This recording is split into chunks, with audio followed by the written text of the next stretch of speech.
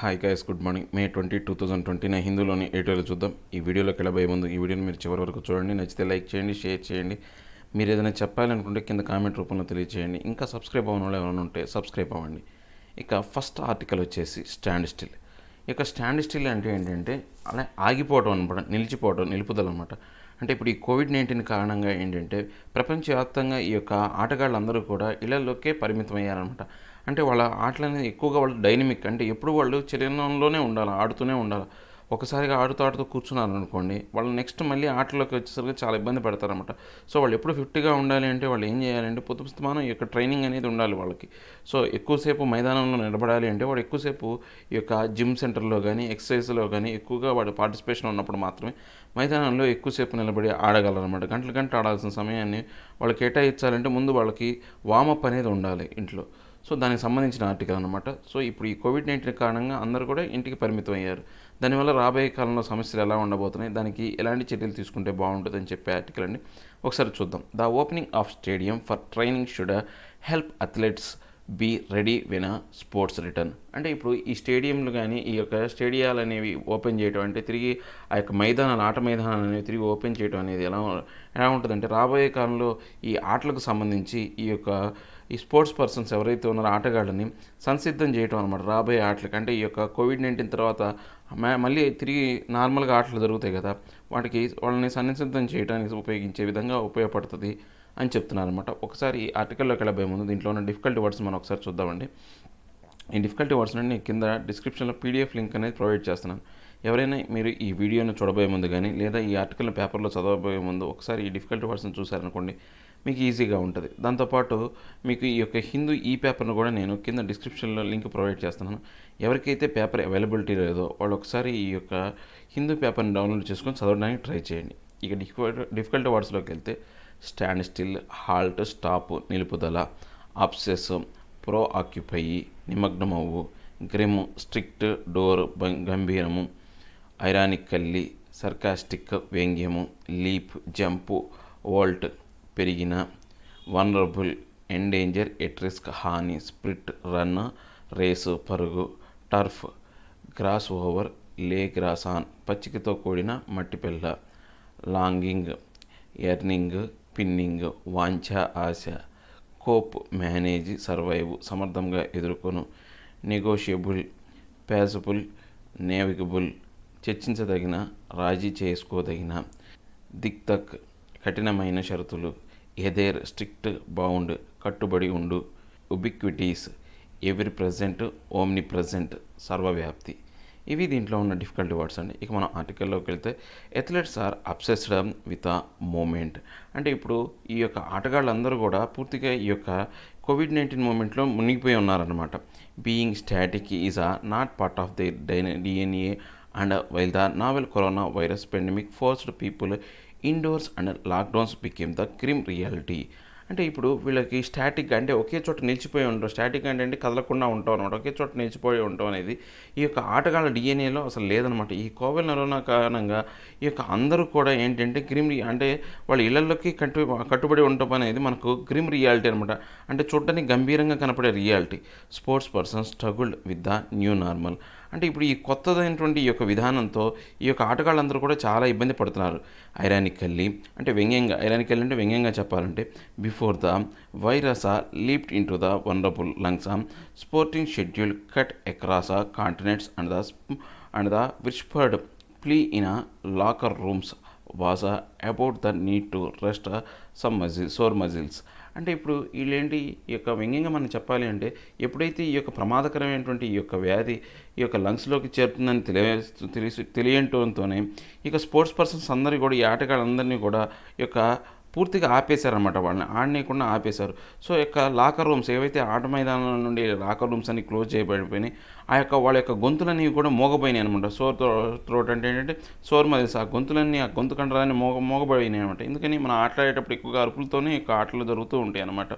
So అంటే leap అంటే ఏంటంటే పెరిగింది, ఒకసారిగా ఈ యొక్క ప్రమాదకరమైనటువంటి వ్యాధి అనేది లంగ్స్లో పెరగటం వల్ల ఈ ఆటగాళ్ళ యొక్క ఆ యొక్క లాకర్స్ అన్నీ మూతపడ్డాయి. దాంతోపాటు వాళ్ళ యొక్క సోర్ మజిల్స్ అనమాట అన్నీ కూడా అంటే కండరాలన్నీ కూడా పూర్తిగా ఆగిపోయినాయి, పని చేయకుండా ఆగిపోయినాయి అనమాట.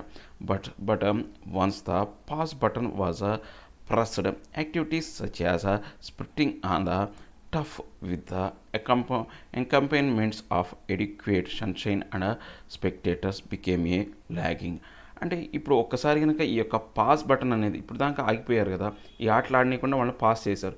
ఆ బటన్ మళ్ళీ తిరిగి ప్రెస్ చేశారు అనుకోండి, మళ్ళీ వాళ్ళు సామాన్యమైన పరిస్థితిలోకి రావాలి. అంటే స్ప్రింట్ అంటే పరిగెత్తడం అనమాట. ఈ స్ప్రింటింగ్ అంటే ఏమంటారంటే పరిగెత్తడం అనమాట. ఏంటి ఆ పచ్చిక మైదానం టర్ఫ్ మీద, ఆ పచ్చిక మైదానం మీద మళ్ళీ పరిగెత్తడం, వాళ్ళ యొక్క సహా ఆటగాళ్లతో పాటు వాళ్ళు మళ్ళీ ఈ యొక్క ఎడిక్వేట్ సన్షైన్ అంటే సరైనటువంటి ఈ యొక్క కాంతి కలిగినటువంటి ఆ రోజుల్లో వీళ్ళు మళ్ళీ ఆటలాడటం, తర్వాత ఈ స్పెక్టేటర్స్ ఉండటం, వాళ్ళకి సంబంధించి ఆటలాడేటప్పుడు వాళ్ళు చూసేవాళ్ళు ఉండటం, ఇవన్నీ కూడా ఎలా ఉన్నాయంటే ఒక ఆశల్లాగా ఉన్నాయన్నమాట. బికేమీ లాంగింగ్. రాబోయే కాలంలో ఒక ఆశలు కోరికల్లాగానే ఉన్నాయో తప్పితే ఇది జరుగుతుందని నమ్మకం లేదు. ఒకవేళ ఈ యొక్క పరిస్థితులు అనేవి తిరిగి పునరుద్ధరించబడినప్పటికీ కూడా సోషల్ డిస్టెన్సింగ్ అనేది ఖచ్చితంగా ఉంటుంది. సో ఇక స్పెక్టేటర్స్ ఎవరైతే ఉంటారో వాళ్ళని ఎక్కువగా ఎలో చేయాలి. ఇంతకుముందు స్టేడియంలో యొక్క చూడటానికి వచ్చే వాళ్ళందరినీ కూడా విజిటర్స్ని ఎక్కువగా రానివ్వకపోవచ్చు అనమాట. అలాంటివన్నీ కూడా ఆశాపూరితంగానే ఉన్నాయన్నమాట. However many of these kinetic individuals devised their coping mechanism.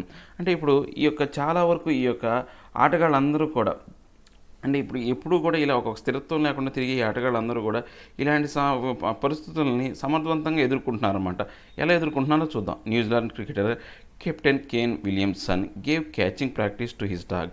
అంటే ఇప్పుడు న్యూజిలాండ్ క్రికెట్ కెప్టెన్ అయినటువంటి కేన్ విలియమ్సన్ అనే అతను అతని యొక్క కుక్కకి ఈ యొక్క క్యాచింగ్ ప్రాక్టీసెస్ని నేర్పిస్తున్నాడు. సో అతను యాక్టివ్గా ఉండటం కోసం అలాంటి పనులు పెట్టుకున్నాడు అనమాట. England allrounder Ben Stokes bowled in the driveway. అంటే ఇక ఇంగ్లాండ్కి సంబంధించినటువంటి ఈ యొక్క ఆల్రౌండర్ బెన్ స్టోక్స్ అనే అతను బౌలింగ్ అనేది ఎక్కడ చేస్తున్నాడంటే డ్రైవే, అతని ఇంటి పరిధిలోనే డ్రైవేలోనే చేస్తున్నాడు అనమాట, ఇంటి బౌండరీస్లోనే. Indian tennis star Rohan Bopanna slammed 4 hands into walls while speedster Jasprit Bumrah cleaned his home daily. ఇప్పుడు ఈ యొక్క రోహన్ బోపన్న ఈ యొక్క మన యొక్క టెన్నిస్ స్టార్ అంటే రోహన్ బోపన్న ఈ గోడకి ఎదురుగా తన యొక్క ఆట అనేది ఆడుతున్నాడు అనమాట. దాంతోపాటు ఈ జస్ప్రీత్ బుమ్రా అనే అతను రోజు తన యొక్క ఇంటిని శుభ్రంగా క్లీన్ చేస్తున్నాడు అనమాట. This was not enough. అంటే ఇప్పుడు ఇంత చేస్తున్నప్పటికీ కూడా ఈ ప్రాక్టీస్ అనేది సరిపోదు వాళ్ళ ఆటగాళ్ళకి. ఈ యొక్క చిన్న చిన్న ప్రాక్టీస్ అనేది సరిపోదు. Even if sport is shedding its rest as evident in the Bundesliga football that commences in Germany. అంటే రాబోయే కాలంలో ఈ యొక్క మన యొక్క ఆటగాళ్ళ యొక్క తుప్పు వదిలిచ్చే విధంగా ఈ ఫుట్బాల్ ఆట అనేది బండెల్స్ స్లెగా అనే యొక్క ఆట అనేది జర్మనీలో స్టార్ట్ అవబోతుంది అనమాట. Sports icons in the world at large and specifically in India needed their regular fix of training at grounds and gyms. So అందువల్ల ఈ యొక్క ప్రపంచవ్యాప్తంగా ఉన్న ఆటగాళ్ళు, ముఖ్యంగా మన భారతీయులైనటువంటి ఆటగాళ్ళు అనేవాళ్ళు రోజు ఈ యొక్క గ్రౌండ్స్లో జిమ్ముల్లో వాళ్ళు యొక్క ట్రైనింగ్ తీసుకునే విధంగా చర్యలు తీసుకోవాలి. Staying fit and healthy was non negotiable in the buildup towards the eventual return of sports. అంటే మనం ఎప్పుడు కూడా ఫిట్గా ఆరోగ్యంగా ఉండటం అనేది అంటే మనం అంటే రాజీ పడిన అంశం అనమాట. నాన్ నెగోషియబుల్ అంటే రాజీ పడిన అంశాల్లో అది ఒకటి అన్నమాట. సో ఎందుకని ఈ యొక్క మళ్ళీ ఆటల్లోకి తిరిగి రావాలి అంటే ఇలా ఉండటం అనేది అసలు రాజీ పడిన అంశం అనమాట. Seen in that light the home minister trying to dictate that stadium can be open across India without the crowds. అంటే ఇప్పుడు ఈ యొక్క అంశాన్ని దృష్టిలో పెట్టుకొని ఈ యొక్క సీన్ ఇన్ దట్ లైట్ అంటే ఈ అన్ని అంశాలు దృష్టిలో పెట్టుకొని ఈ యొక్క మన యొక్క హోమ్ మినిస్టర్ ఒక కఠినమైన అంటే ఏంటంటే కఠినమైన షరతులతో ఈ స్టేడియంస్ని ఓపెన్ చేయాలి, అంటే పెద్ద పెద్ద క్రౌడ్ లేకుండా ఓపెన్ చేయాలని చెప్పేసి ఆయన ఒక నిర్దేశకాలను ఇచ్చాడనమాట. A point echoed by sports minister Kiren Rijiju. అంటే ఒక పాయింట్ అనేది ఎకోడ్ అంటే చెప్పడం అనమాట.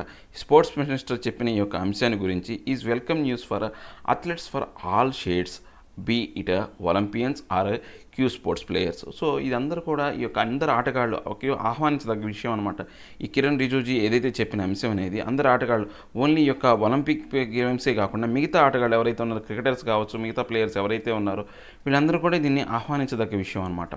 Sporting legacies are built upon what transpires on the field when two legends or teams clash but the pathway that lead to it is built upon long hours in the gym and skill enhancement drilling replicated ahead of competitions. అంటే ఇప్పుడు ఈ యొక్క sport legacies అంటే ఈ యొక్క గొప్ప ఆటల్లో legacies అంటే గొప్ప అంటే పరపతి కలిగినటువంటి ఆటల్లో ఈ రెండు టీము సంబంధించిన లెజెండరీస్ యొక్క శక్తులన్నీ కూడా హరించిపోతాయి. ట్రాన్స్పైర్స్ అంటే ఏంటంటే ఆవిరైపోతూ ఉంటుందన్నమాట. ఈ యొక్క ఆవిరైపోయే విధానాన్ని వాళ్ళు అరికట్టాలి అంటే వాళ్ళు ఎక్కువ సమయం అనేది జిమ్లో వాళ్ళ యొక్క సమయాన్ని కేటాయించి వాళ్ళ యొక్క స్కిల్ ఎన్హాన్స్మెంట్ అనమాట, వాళ్ళ యొక్క నైపుణ్యాన్ని బాగా మెరుగుపరుచుకోవాలా. దాంతోపాటు వాళ్ళ యొక్క శక్తిని కూడా పెంచుకోవాలన్నమాట.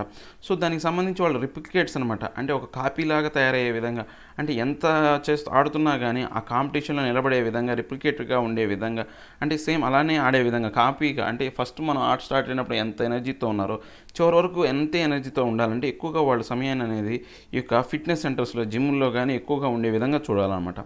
India's Grounds and Sports Authority of India facilitate allow coaches and their wards to prepare for the delay season ahead that includes next year's Olympics and a World T20. అంటే ఇప్పుడు ఈ యొక్క గ్రౌండ్లోకి ఈ యొక్క స్పోర్ట్స్ అథారిటీకి సంబంధించినటువంటి కోచ్లు కావచ్చు, తర్వాత వాళ్ళకి సంబంధించిన వార్డులన్నీ కూడా ప్రిపేర్ అయ్యి ఉన్నాయన్నమాట. రాబోయే కాలంలో ఇప్పుడు డిలే అంటే కొంతకాలం నిలిపివేశారన్నమాట కొన్ని ఆటల్ని. ఒలింపిక్స్ గేమ్ కావచ్చు, వరల్డ్ T20 గేమ్ కావచ్చు, క్రికెట్కి సంబంధించింది. సో ఇవన్నీ కూడా రాబోయే సీజన్లో రాబోయే సంవత్సరంలో ఆడడానికి రెడీగా ఉంటాయి అనమాట. ఆ ఆటలకు వీళ్ళు సంసిద్ధులై ఉండాలి. To name a few hygiene practices have to be strictly adhered to. అంటే వీటితో పాటు ఈ యొక్క అంశాలతో పాటు వాళ్ళు కొన్ని హైజీన్కి సంబంధించి అంటే శుభ్రతతో కూడిన కొన్ని అంశాలు అనేవి వాళ్ళు ఖచ్చితంగా కట్టుబడి ఉండాలన్నమాట. Wearing mask, using hand sanitisers especially in gyms that can harbour bacteria and virus on various equipment and avoiding a common sporting reflex the ubiquitous high five are absolutely essential as athletes wear their jerseys and kickstart their routine even if not at the competitive level. అంటే ఇప్పుడు ఇంకా వీళ్ళు ఏం చేయాలి, మాస్కులు తొలగకోవాలి. అంటే ఇప్పుడు మన హైజీన్ ప్రాక్టీస్ ఏవైతే ఉన్నాయో వాటి కట్టుబడి ఉండాలన్నారు కదా, దానికి సంబంధించి వీళ్ళు ఏం చేయాలంటే మాస్కులు తొడుక్కొని ఉండాలా. తర్వాత ఈ హ్యాండ్ శానిటైజర్స్ వాడాలన్నమాట. ఎందుకని ఈ జిమ్ ఎక్విప్మెంట్స్ అనేవి పెట్టుకుంటే కనుక ఆ యొక్క బ్యాక్టీరియా అనేది అక్కడ హార్బర్ అనమాట, అక్కడ నిలిచి ఉండగలదనమాట. అలాంటి ఎక్విప్మెంట్ వీళ్ళు పట్టుకున్నప్పుడు ఒకళ్ళ తర్వాత ఒకళ్ళు పట్టుకున్నప్పుడు శానిటైజర్ను వాడుతూ హ్యాండ్ శానిటైజర్స్ను వాడుతూ ఖచ్చితంగా ఈ యొక్క కామన్ స్పోర్టింగ్ రిఫ్లెక్స్ ఏవైతే ఉన్నాయో, అంటే కామన్గా ఆడాల్సిన వాటి ఏవైతే ఉన్నాయో ఆ వ్యాధి యొక్క సర్వవ్యాప్తి, ఎబిక్విటీస్ అంటే ఏంటంటే సర్వవ్యాప్తి అవ్వకుండా ఈ హైఫేస్ ఒకళ్ళొకళ్ళు చేతులు కలుపుకోవటం ఈ ఆటలు అనేవి కామన్గా జరిగాయి అనమాట. సో ఇలాంటి రొటీన్ అంశాలన్నీ కూడా పక్కన పెట్టేసి ఈ కాంపిటేటివ్ లెవెల్కి వీళ్ళు అంటే పోటీ పడే విధంగా వీళ్ళు ఉండాలన్నమాట. At the top sports May seem like all glitter and star dust but it's foundation is build upon struggling journey man. అంటే ఇప్పుడు మనం ఆటల్లో చూసేటప్పుడు ఈ ఆటలో ఆడేటప్పుడు గొప్పగా ఉంటుంది, గ్లిటర్ అన్నమాట, గొప్ప వెలుగు వెళ్ళినట్టు ఉంటుంది, గొప్ప స్టార్ డస్ట్ అంటే గొప్ప ఖ్యాతి పొందినట్టు ఉంటుంది. కానీ అలాంటి ఆటగాళ్ళ యొక్క మొత్తం కూడా వాళ్ళ సామర్థ్యం అనేది కానీ లేకపోతే వాళ్ళ యొక్క ఫౌండేషన్ అనేది పునాదులన్నీ కూడా ఈ స్ట్రగ్లింగ్ జర్నీమెన్లోనే, అంటే ఈ యొక్క వాళ్ళ ఆట కోసం వాళ్ళు చేసే శ్రమ మీద ఆధారపడి ఉంటుంది అనమాట. ఈ యొక్క ఫిట్నెస్ సెంటర్లో కానీ లేకపోతే ట్రైనింగ్లో కానీ. For instance the rookie tennis players cashing points and the athlete trying to shrink aside rural poverty will not have the money to construct a state of the art gym inside their homes with a price point stretching into lakhs. అంటే మనం కొన్ని అంశాల్లో చూసుకుంటే కనుక కొత్తగా వచ్చిన rookie అంటే ఏంటంటే కొత్తగా ఆడే టెన్నిస్ ప్లేయర్స్ ఎవరైతే ఉన్నారో వాళ్ళు కావచ్చు, లేకపోతే కొంతమంది ఆటగాళ్ళు పేదరికంలో ఉంటారనమాట. అలాంటి వాళ్ళకి వాళ్ళ సొంతగా వాళ్ళ ఇళ్లలోనే యొక్క జిమ్ సెంటర్లు ఏర్పాటు చేసుకొని ప్రాక్టీస్ చేయడానికి ఉపయోగపడే విధంగా జిమ్ సెంటర్లు ఏర్పాటు చేసుకునేంత ఆర్థిక స్తోమత అనేది లేకపోవచ్చు, ఎందుకని ఇది లక్షల్లో ఖర్చు అవుద్దన్నమాట. సో అలాంటి అవకాశం లేదు కాబట్టి వీళ్ళకి సరైనటువంటి అవకాశాన్ని ప్రభుత్వం ఏర్పాటు చేయాలి. నాటు they stay in gated communities with jogging tracks. అంటే దాంతోపాటు వాళ్ళు గేటెడ్ కమ్యూనిటీస్ కొన్ని కమ్యూనిటీ ఏరియాస్ ఉంటాయి అన్నమాట, పెద్ద పెద్ద కన్స్ట్రక్షన్ ఏరియాస్ కమ్యూనిటీస్ అంటాం, వాటిని గ్రేటర్ కమ్యూనిటీస్ అంటాం. వాటిలో ఏంటి అంటే ఆ కమ్యూనిటీ వాళ్ళ వరకే ఎలా ఉంటుంది అనమాట. అలాంటి చోట్ల వాళ్ళు జాగింగ్ చేసే అవకాశం కూడా ఉండదు, ఎందుకని వాళ్ళు ఉండే పరిసరాలు కూడా చాలా పూర్ క్వాలిటీ ఉన్నటువంటి ఏరియాల్లో వాళ్ళు ఉంటారనమాట. సో అలాంటి చోట్ల వీళ్ళకి ఆ జాగింగ్ చేసే అవకాశం కూడా ఉండదన్నమాట. Opening up the sporting infrastructure across the country will help this needy base besides the established stars. అంటే సో ఇలాంటి ఈ యొక్క స్పోర్టింగ్ ఇన్ఫ్రాస్ట్రక్చర్ ఉన్నటువంటి ఈ యొక్క స్టేడియంని ఓపెన్ చేయడం అనేది ఎవరైతే ఈ యొక్క అవసరంలో ఉన్నారో అంటే ఇలాంటి పేదరికంలో ఉన్న ఆటగాళ్ళకి చాలా అనివార్యం అనమాట. మనం ఎవరిని పక్కన పెడితే కనుక ఎస్టాబ్లిష్ స్టార్స్ అంటే బాగా డబ్బులు సంపాదించుకొని ఆల్రెడీ స్థిరపడినటువంటి ఆటగాళ్ళ కన్నా ఇప్పుడు నీడీలు అవసరాల్లో ఉన్న వాళ్ళకి అవసరం ఉంటుంది. ఎందుకంటే వాళ్ళు స్థిరపడిపోయిన వాళ్ళు ఆల్రెడీ పెద్ద పెద్ద ఇళ్ళు ఉంటే వాళ్ళకి సంబంధించిన ఎక్విప్మెంట్ అంతా ఉంటుంది కాబట్టి వాళ్ళని దృష్టిలో పెట్టుకొని కాకుండా సాధారణ యొక్క ఆటగాళ్ళని దృష్టిలో పెట్టుకుంటే మాత్రం ఇది చాలా అనివార్యం అనమాట ఈ యొక్క స్టేడియం రీఓపెన్ చేయడం అనేది. A quiet start has been made even if competitive sport in India is some distance away. So ఇప్పుడు ఇలాంటి అంశాల్లో అంటే ఈ యొక్క కాంపిటేటివ్ స్పోర్ట్స్లో అంటే ఇప్పుడు అందరికీ సమానమైన అవకాశాలు కల్పించడంలో కానీ అందరికీ ఈ యొక్క సమానమైన పొజిషన్ ఇవ్వడంలో ఈ ఆటగాళ్ళకి పేద ధనికన లేకుండా ఉన్న పొజిషన్లో ఇవ్వడానికి మన భారతదేశం అనేది ఇంకా కొంత దూరంలో ఉందన్నమాట. అందరికీ సమానమైన అంటే ఇంకా ఇది డెవలప్ అవ్వలేదు, అంత ఎదగలేదు మన భారతదేశం. సో ఇలాంటి సిచ్యువేషన్లో ఇలాంటి పరిస్థితులు అంటే స్టేడియం రీఓపెన్ చేయడం అనేది అనివార్యమని చెప్తున్నాను అనమాట. సో ఏం లేదండి, ఇప్పుడు ఆటగాళ్ళందరూ కూడా రోజు కనుక ప్రాక్టీస్ లేకపోతే కనుక వాళ్ళు స్టాటిక్గా ఉండిపోయారు అనుకోండి, సో నెక్స్ట్ జరగబోయే ఆటల్లో వాళ్ళు ప్రతిభావంతుల్లాగా వాళ్ళు ఆడలేరనమాట, మంచి ప్రతిభను కనబరచలేరనమాట. సో అలాంటి అంశాలను వాళ్ళు బాగా దృష్టిలో పెట్టుకొని గవర్నమెంట్ ఏం చేయాలి అంటే అందరికీ ఈ యొక్క జిమ్ సెంటర్లో ఫెసిలిటీస్ ప్రొవైడ్ చేసే అవకాశం ఉండదు కాబట్టి గవర్నమెంట్ ఈ స్టేడియంని రీఓపెన్ చేసి మళ్ళీ ఆటగాళ్ళని తిరిగి పునరుద్ధరించి అంటే ఆడే విధంగా చూసి వాళ్ళని ఫిట్గా హెల్దీగా ఉంచి రాబోయే ఈ కోవిడ్-19 తర్వాత జరిగే మ్యాచ్లు ఏవైతే ఉన్నాయో వాటిలో వాళ్ళు ప్రతిభావంతంగా ఆడే విధంగా చర్యలు తీసుకోవాలని చెప్పే ఆర్టికల్ అన్నమాట ఇది. ఇక నెక్స్ట్ మనం చూసుకుంటే యూనిటీ ఫర్ పవర్, ఇది యాక్చువల్గా ఇజ్రాయెల్ సంబంధించిన ఆర్టికల్ అనమాట. ఇజ్రాయెల్లో జరుగుతున్నటువంటి ఈ యొక్క పరిస్థితులు అనేవి ఏవైతే ఉన్నాయో ఇప్పుడున్న సిచ్యువేషన్ అంటే ఇజ్రాయెల్ మనం లాస్ట్ కొన్ని ఆర్టికల్స్ కూడా చెప్పుకున్నాం. వాళ్ళు కాన్సిక్యూటివ్గా 3 ఎలక్షన్స్ జరిగినప్పటికీ కూడా ఇద్దరికీ కూడా ఈ బెంజమిన్ నెతన్యాహు అనే అతనికి గిల్జ్ అనే అతనికి ఇద్దరికీ కూడా ఈక్వల్ ఓటింగ్ అనేది పడిందనమాట. సో అక్కడ ఈ యొక్క ఎలక్షన్ రిజల్ట్ అనేది బయటపడలేదు. సో దీనివల్ల ఏమైందంటే అక్కడ పవర్ ప్రాబ్లమ్స్ అనేవి వచ్చినాయి అనమాట. సో ఈ యొక్క పవర్ షేరింగ్ అనేది జరిగింది, లేకపోతే అందరూ కలిసి కోయిలేషన్ గవర్నమెంట్ అనేది రకరకాల అంశాలు ఉన్నాయన్నమాట. ఇప్పుడు కోయిలేషన్ గవర్నమెంట్ అనేది ఫామ్ అయిందనమాట అందరూ కలిసి. దానికి సంబంధించిన ఆర్టికల్ అంటే ఒకసారి చూద్దాం. Israel's rival factions have ended a deadlock by joining hands but challenges remain. అంటే ఇప్పుడు ఈ యొక్క ఇజ్రాయెల్కి సంబంధించినటువంటి ఈ యొక్క రైవల్ ఫ్రాక్షన్స్ అంటే కుట్ర చేసే వాళ్ళందరూ కూడా దానికి సంబంధించిన అంశాలన్నీ కూడా పూర్తిగా నిలిపివేయబడ్డాయి, డెడ్లాక్ అయిపోయాయి, నిలిపివేయబడినాయి. ఎందుకని అందరూ కలిసిపోయారనమాట. కానీ దానికి సంబంధించిన కొన్ని ఛాలెంజెస్ సవాళ్ళు అనేవి మాత్రం అలానే ఉన్నాయన్నమాట. కానీ వాళ్ళందరూ కలిసినప్పటికి కూడా ఆ దేశానికి సంబంధించిన కొన్ని సవాళ్ళు అనేవి మాత్రం అలానే ఉన్నాయని చెప్తున్నారు. ఒకసారి ఈ ఆర్టికల్లోకి వెళ్ళబోయే ముందు దీంట్లో డిఫికల్టీ వర్డ్స్ మనం చూద్దామండి. ఫ్యాక్షన్, క్లిక్, కొటీరియా, కుట్ర చేయువారు సముదాయము, ప్రొట్రాక్టెడ్, ప్రొలాంగ్డ్, ఎక్స్టెండెడ్ దీర్ఘకాలిక, నెమిసిస్ ఎనిమి, రైవల్ శత్రువు, ఓస్ట్ ఎక్స్పెల్ తొలగించు, అడమెంట్ అన్షేకబుల్, ఇమ్మొరబుల్ మొండి, స్ప్లింటర్ ఫ్రాక్చర్ స్ప్లిట్ చీలిక, క్యాప్చులేషన్ సరెండర్ సబ్మిషన్ లొంగిపోవటం, బిట్రాయల్ డిజ్లాయల్టీ ద్రోహం, ఫ్రెగైల్ బ్రేకబుల్ బ్రిటెల్ పిలిసైన, ఈస్ట్ వైల్ ఫార్మర్ ఓల్డ్ మునపటి, పొటెన్షియల్ పాసిబుల్ ప్రాబబుల్ సాధ్యమైన. ఇవి దీంట్లో ఉన్న డిఫికల్టీ వర్డ్స్ అండి. ఇక మనం ఆర్టికల్లోకి వెళితే Israel's new unity government which has ended A protracted political deadlock after 3 inconclusive elections in a year likely to oversee worsening tensions with the Palestinians as annexation of Jewish settlements in the occupied West Bank is high on Prime Minister Benjamin Netanyahu's agenda. అంటే ఇప్పుడు ఈ యొక్క Israel అనేది కొత్తగా ఏర్పడినటువంటి ఈ యొక్క unity government అనమాట. అన్ని యొక్క పార్టీలు కలిసి ఒక కొత్త ప్రభుత్వాన్ని ఏర్పాటు చేసినాయన్నమాట. ఆ ప్రభుత్వం అనేది ఎంతో కాలంగా రాజకీయ అనిశ్చితి అనేది ఉంది. ఎందుకని రాజకీయ అనిశ్చితి ఏర్పడింది? ఇప్పుడు మనం చూస్తే కనుక లాస్ట్ 3 ఎలక్షన్స్ అనేది ఒకే సంవత్సరంలో 3 సార్లు ఎలక్షన్ జరిగాయి అనమాట. ఆ ఎలక్షన్లో ఎవరు గెలిచారనేది మాత్రం కంక్లూజన్ అనేది రాలేదనమాట, నిర్ధారణ అనేది జరగలేదు. అంటే ఒక నిర్ధారణ అనేది జరగకుండా ఇద్దరికి సమానమైన ఓట్లు రావటం వల్ల అక్కడ ఎంతో కాలంగా అంటే ప్రొట్రాక్టెడ్ అంటే చాలా కాలంగా ఈ యొక్క రాజకీయపరమైనటువంటి అనిశ్చితి ఏర్పడింది అనమాట.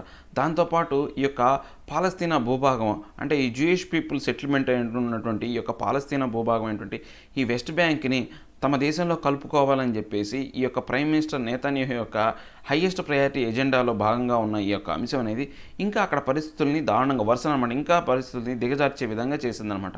Mister Netanyahu's Israel's longest serving leader who just began his 4th consecutive term has already initiated discussions on his plan అంటే ఇప్పుడు ఈ బెంజమిన్ నెతన్యాహు అనే అతను ఇజ్రాయెల్కి చాలా ఎక్కువ కాలం లీడర్గా సర్వ్ అయ్యాడు, ప్రైమ్ మినిస్టర్గా పనిచేసిన వ్యక్తిగా ఉన్నాడనమాట. అతను ఇప్పుడు 4వ సారి కాన్సిక్యూటివ్గా వరుసగా 4వ సారి తన యొక్క పదవిని చేపట్టాడనమాట.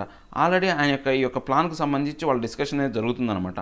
The man behind the rival of the political fortunes of Mr Netanyahu who has been indicted for corruption was his one-time nemesis Benny Gantz, leader of Central Blue and White Party.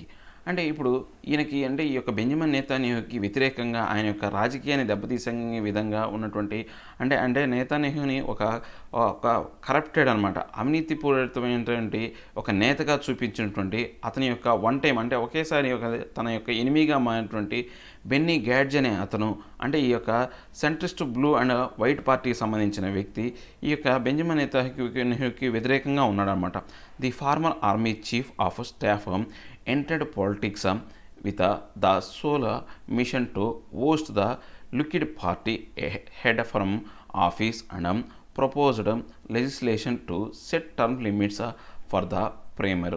అంటే ఈ యొక్క farmer ఒకప్పుడు ఇతను army chief అనమాట. ఎవరైతే ఈ Benny గేంజ్ అనే అతను ఈ యొక్క ఆర్మీ చీఫ్, అతను రాజకీయాల్లోకి ఎందుకు వచ్చాడంటే ముఖ్యంగా ఈ యొక్క లిక్విడ్ పార్టీకి సంబంధించినటువంటి ఈ హెడ్ ఎవరైతే ఉన్నారో ఈ బెంజమిన్ నెతన్యాహుని పదవి నుంచి తొలగించాలనే ఉద్దేశంతో దాంతోపాటు ఇంకా ఏంటంటే కొత్త ఈ యొక్క రాజ్యాంగపరమైనటువంటి సవరణ తీసుకురావాలి. దీనికి సంబంధించి ఇలాంటి పెద్ద పెద్ద పదవుల్లో ఉండే వాళ్ళకి కొంత టైం లిమిట్ అనేది పెట్టాలి.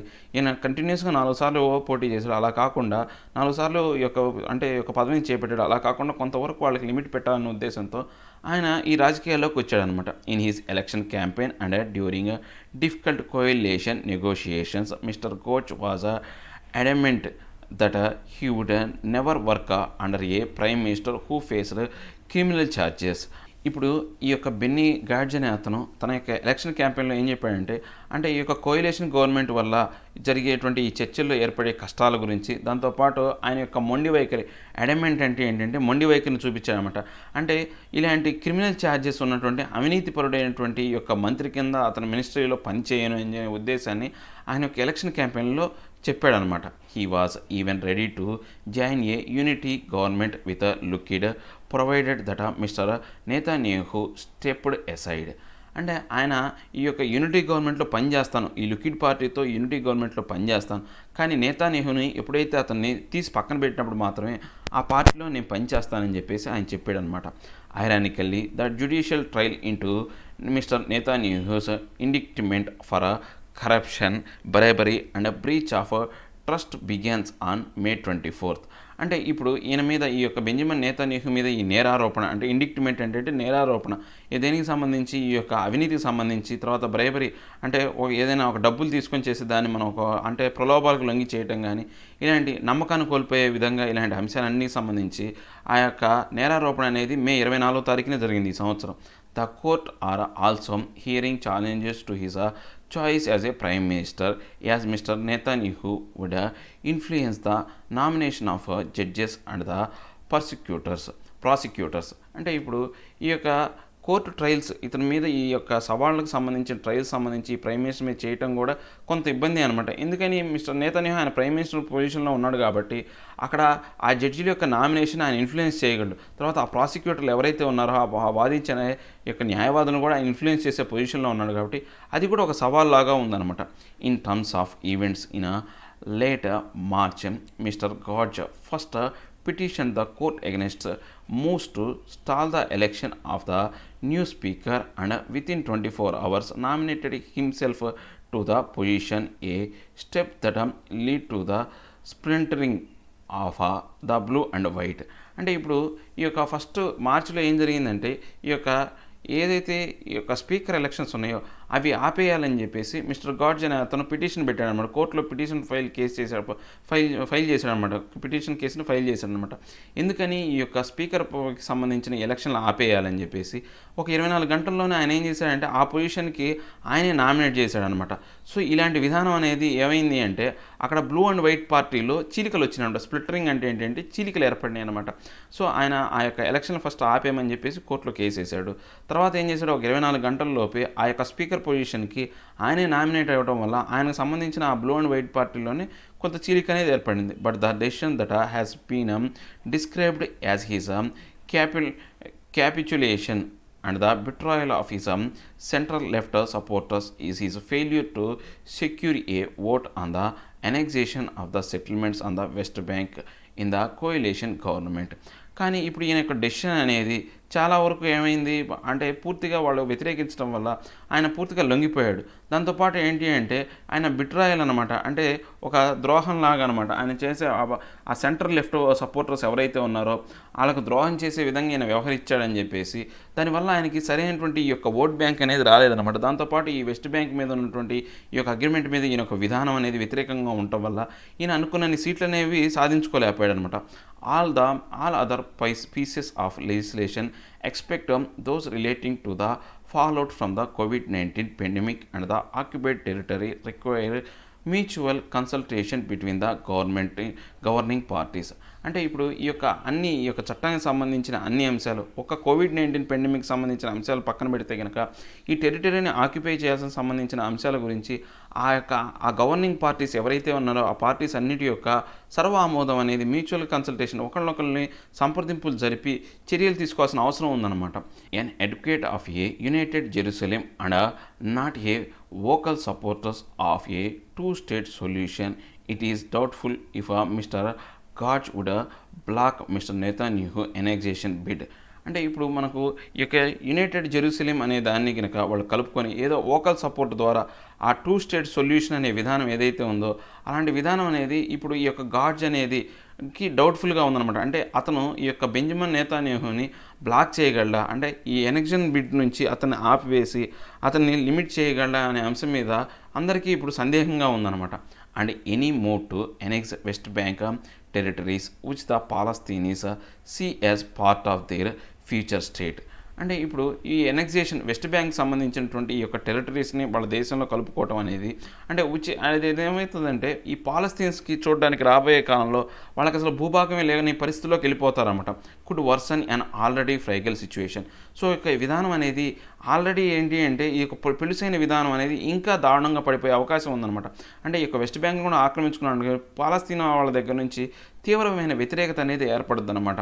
ఇప్పటికే ఈ యొక్క సిచ్యువేషన్ వాళ్ళ యొక్క మధ్య ఉన్న సత్సంబంధాలు అనేవి చాలా పలుసుగా ఉన్నాయన్నమాట, చాలా విరిగిపోవడానికి దగ్గరలో ఉన్నాయన్నమాట. అలాంటి సిచ్యువేషన్ అనేది ఇంకా దారుణంగా పడిపోయే అవకాశం ఉందన్నమాట. As per the deal brokered in April, Mr. Netanyahu will serve as Prime Minister for the first 18 months and hand over the role to his erstwhile opponent for the remainder of the 3-year terms. అంటే ఏప్రిల్లో జరిగిన మధ్యవర్తిత్వం ప్రకారం ఏంటంటే Benjamin Netanyahu అనే అతను ఈ యొక్క ప్రైమ్ మినిస్టర్గా ఒక 18 నెలల కాలం పాటు ఆయన వ్యవహరిస్తాడనమాట. ఆ తర్వాత అతని యొక్క అపోనెంట్ అయినటువంటి అంటే ఇంతకుముందు మునుపటి అపోనెంట్ అయినటువంటి ఈ యొక్క గోల్జ్ అనే అతనికి ఒక 3 సంవత్సరాల పాటు ఇక రిమైనింగ్ టర్మ్ అంతా అంటే మిగిలిన 3 సంవత్సరాల కాలం అతనే ప్రైమ్ మినిస్టర్గా ఉండే అవకాశం అనేది అంటే ఈ యొక్క మధ్యవర్తిత్వం అనేది జరిగిందనమాట. This is however A potential grey area given the uncertainty that would arise for the coalition from a judicial verdict against Mr. Netanyahu. అంటే ఇప్పుడు ఈ యొక్క విధానం అనేది ఎలా ఉందంటే పొటెన్షియల్ అంటే సాధ్యమైనంత వరకు ఈ యొక్క ఏదైతే ఈ యొక్క మసబారినటువంటి ఈ ప్రాంతానికి మళ్ళీ ఈ యొక్క ప్రదేశాన్ని అంటే ఈ యొక్క మసబారినటువంటి ఈ ఏరియా ఏదైతే ఉందో అంటే ఆయన యొక్క బెంజమిన్ నెతన్యాహు మీద కొన్ని ఆరోపణలు అనేవి పడ్డాయన్నమాట. ఈ 18 నెలల కాలంలో ఏం చేస్తాడో ఆ యొక్క జ్యుడిషియల్ వర్డిక్ట్ ఏదైతే ఉందో దానికి సంబంధించి ఆయన మంచి అంటే దాంట్లో నుంచి బయటపడే విధంగా నెతన్యాహు చర్యలు తీసుకుంటాడు అనమాట. If that happens he could again play the victim as when he accused investigating agencies after charges were framed against him. అంటే అలా కనుక జరిగిందనుకోండి అప్పుడు మళ్ళీ ఏమవుతాడు, ఇప్పుడు ఏవైతే ఈయన మీద వచ్చిన ఈ అభియోగాలకి ఆయన ఒక బాధితుల్లాగా ఫీల్ అయ్యి ఆ యొక్క ఇన్వెస్టిగేషన్ ఏజెన్సీస్ని వాళ్ళ మీద అంటే వాటికి కార్నర్ చేస్తూ వాళ్ళు నా మీద తప్పుడు ఛార్జెస్ అనేవి పెట్టి నన్ను దీనింట్లో ఇరికిచ్చారు అనే ఉద్దేశంతో ఆయన బయటపడచ్చు అనమాట, ఈ కేసు నుంచి తప్పించుకోవచ్చు అనమాట. The months ahead will test the real strength of the unity government. అంటే రాబోయే నెలల్లో మనం చూడొచ్చు అనమాట ఈ యూనిటీ గవర్నమెంట్ అనేది ఎంత బలంగా ఉంటుంది అనేది రాబోయే నెలల్లో మనం చూడొచ్చు అని చెప్తున్నారు.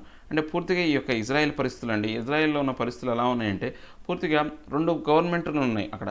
అంటే లిక్విడ్ పార్టీ ఒకటి, బ్లూ అండ్ వైట్ పార్టీ అనేది ఈ 2 పార్టీల్లో ఏమైందంటే ఇప్పుడు ఇద్దరికీ సమానమైన ఓట్లు రావటం వల్ల ఏ పార్టీ నాయకుడిని అధినేతగా అంటే ప్రధానమంత్రిగా చూపించాలనే దాంట్లో ఇబ్బందులు అనమాట. సో ఈ 2 పార్టీల కోయిలేషన్‌తో నెక్స్ట్ ఏం చేస్తున్నారంటే వీళ్ళు గవర్నమెంట్ ఫార్మ్ చేస్తున్నారు.